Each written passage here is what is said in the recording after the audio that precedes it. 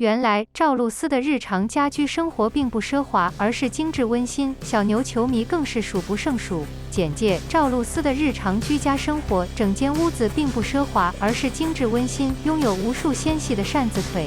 搭档杨洋演绎让我们试试世界，搭档吴磊演绎海里的月亮，赵露若有所思地放下男神组合。在古装剧中，她外柔内弱，每一部剧中，赵露思都能把握住人物的特点，可塑性很强。赵露思在剧中的粉丝数不胜数，所以大家对她的日常生活都很好奇，想知道这个长相奇特的女孩在生活中是什么样的。其实考虑到赵露思平时分享的日常生活，她的生活很简单，没有所谓的星光晕，也没有大房子。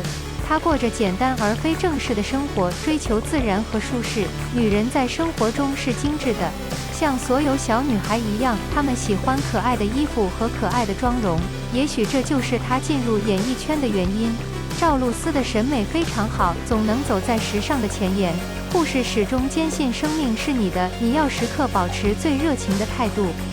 只有这样，你才能过上你想要的生活。人的一生是美好的，但难免有点寂寞。这位女士非常喜欢宠物，养了几只不同品种的狗，每只都非常幼稚。不工作时，与您的狗一起躺在沙发上，享受舒适放松的时光。小姐姐的生活在狗的陪伴下变得多姿多彩。做自己喜欢的事，不要害怕流言蜚语。作为公众人物，你必须接受粉丝的评论。不管你喜不喜欢，那位女士都会接受的。只要和狗在一起，赵露思就会变得很安静，摆脱一切疲劳，享受难得的快乐时光。都说猫能治百病，狗能治百病。非常喜欢小动物的赵露思是一个善良温柔的女孩。除了狗，还有2只可爱的小猫。粉丝直言，小年纪过猫狗双重生活，真是令人羡慕。在她的空闲时间，这位女士自己会游泳并照顾猫。穿上简单的衣服，蹲在浴室的角落里，变身为勤劳的猫主人。当他们低下头的时候，很多人都无法想象是赵露思小姐。喜欢猫的女生，骨骼柔软，气质温柔。因为猫是神奇的动物，它们懒惰、傲慢、善良。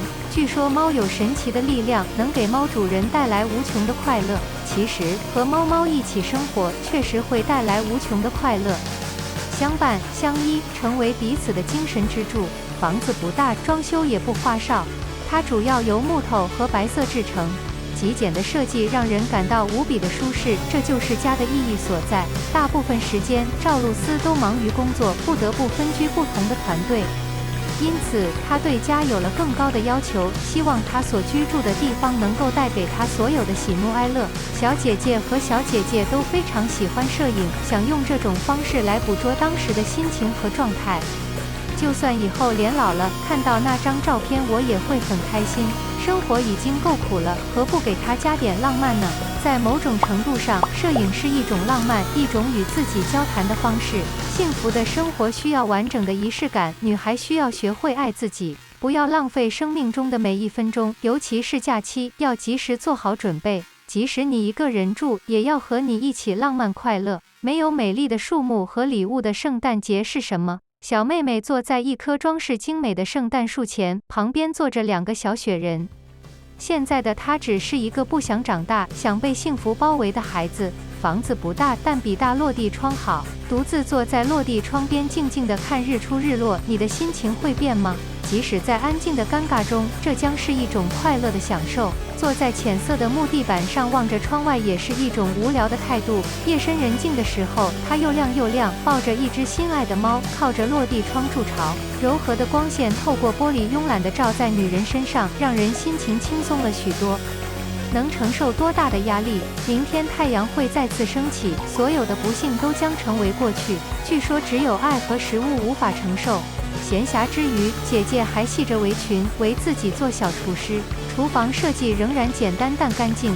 站在厨房里忙碌的女士就像一个堕落的天使，美丽而贤惠。我姐姐一生的挚爱在于她准备的饭菜，一碗热气腾腾的馄饨，最家常的味道。原来小姐姐不仅会拍戏，还会做很多好吃的家常菜。人的生活也应该精致，一个人的晚餐也应该是豪华的。冬瓜排骨汤配鸡饭看起来很开胃。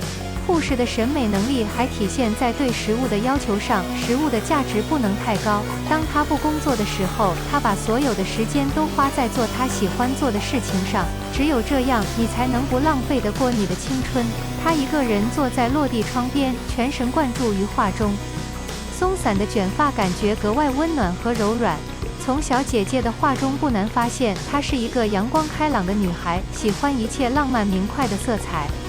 红蓝白，温暖奔放，是她对生活最好的诠释。没有鲜花的陪伴，浪漫的生活怎么可能？都说爱自己的女孩，应该从一束美丽的花开始。小姐姐的生活中，鲜花自然少不了，在装饰空间的同时，也可以取悦自己，让心情变得更好。看着盛开的花朵，就像看到了未来的美好生活。这些小小的仪式感，就是赵露思小姐爱自己的方式，不太公开，一切都是那么简单随意。写在最后，爱自己从来不是随便说说的。